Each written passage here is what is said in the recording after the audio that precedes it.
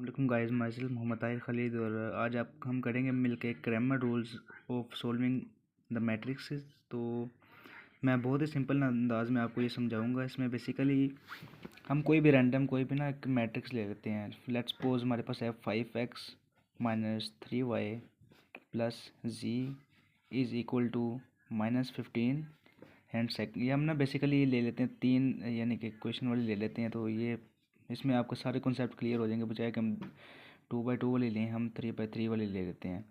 -2, ये देखें y -2z और 7x।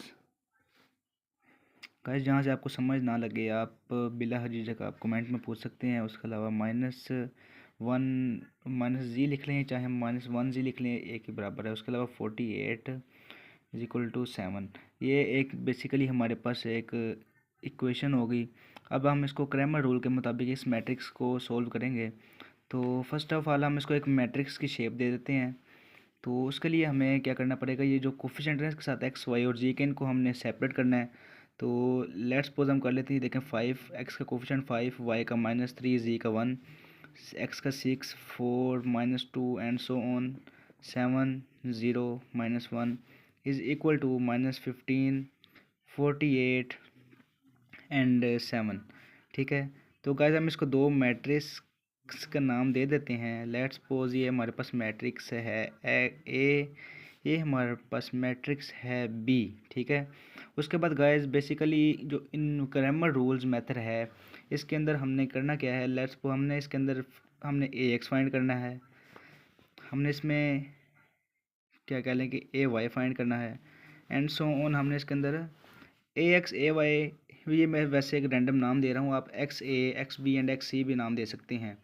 तो ए एक्स के लिए हमें क्या करना पड़ेगा, सबसे पहले हमें एक्स ए का डिटर्मिनेंट ओवर हमें ए का डिटर्मिनेंट। ठीक है, इधर हमें एक्स बी का डिटर्मिनेंट ओवर सिंपल हमें ए का डिटर्मिनेंट। ठीक है, ए जी के लिए भी हमें एज सो ऑन एक्स जी का डिटर्मिनेंट ओवर ए का डिटर्मिनेंट। ए हमारे पास बेसिकली क्या है, ये मैट्रिक्स ए है और ये x A X B x जी हम अभी ड्रा करते हैं।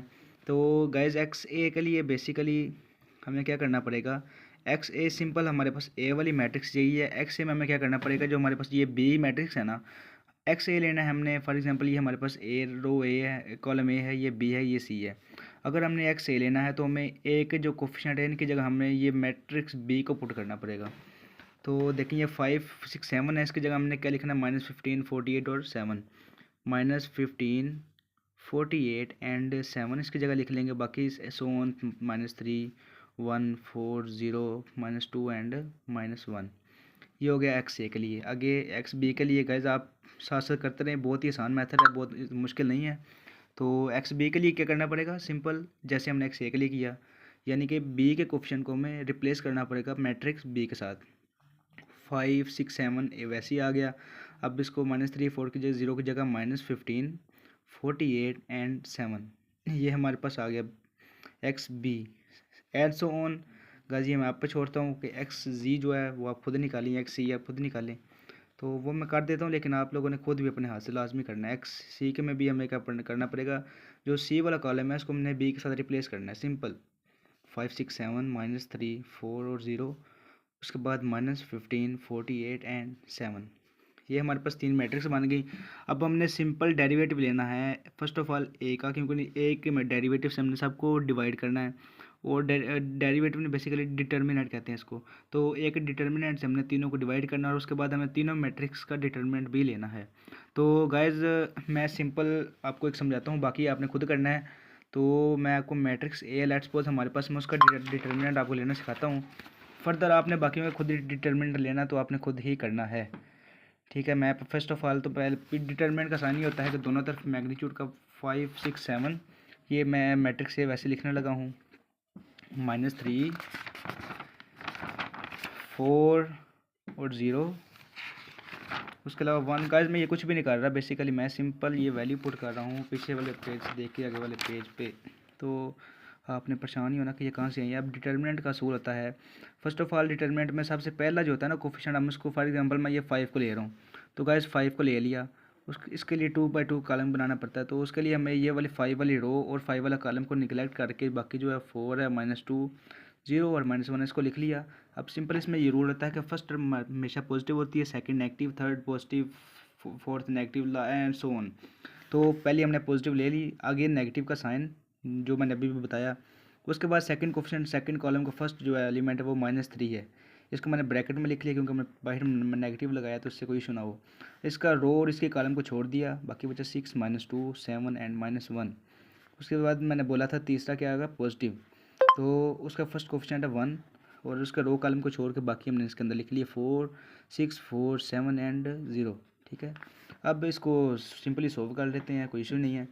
अच्छा, डिटर्मिनेंट का असूल ये होता है कि जो फर्स्ट होता है उसको डायगोनल्स को आपस में मल्टीप्लाई करते हैं, एंटायर डायगोनल्स को 4 इंटू -1 यानी कि 4 मल्टीप्लाई बाय -1 और दरमियान में साइन आता है नेगेटिव का। आगे -2 है, इसको ब्रैकेट में लिख लेते हैं, मल्टीप्लाई इंटू 0। ठीक है, ये हो गया first whole. Negative into negative क्या हो गया +3। अब +3 है तो 6 इंटू -1 6 इंटू -1, दरमियान में नेगेटिव का साइन, नेगेटिव इंटू -2 इंटू 7 ईजी। और उसके बाद आगे कोफिशिएंट +1, तो इसके लिए 6 इंटू 0 -4 इंटू 7। अब इसको गाइस सोल्व कर लेते हैं। 4 इंटू -1 क्या हो गया -4, सिंपल। आगे माइनस इंटू माइनस, ये तो 2 इंटू 2 वैसे 0 हो गया, इसको हम छोड़ देते हैं। +3 6 इंटू -1 गाइस क्या हो गया -6 and minus into minus +2 4 jar 7 jar 14 यानी कि प्लस का 14। आगे +1 है तो गाइस 6 इंटू 0 क्या हो गया 0, -4 इंटू 7 क्या हो गया माइनस का 24। अब अंदर मल्टीप्लाई कर लेते हैं, 5 4 जार -20। आगे 3 और 14 है तो ये बच गया गाइस 8 8 3 जार 24।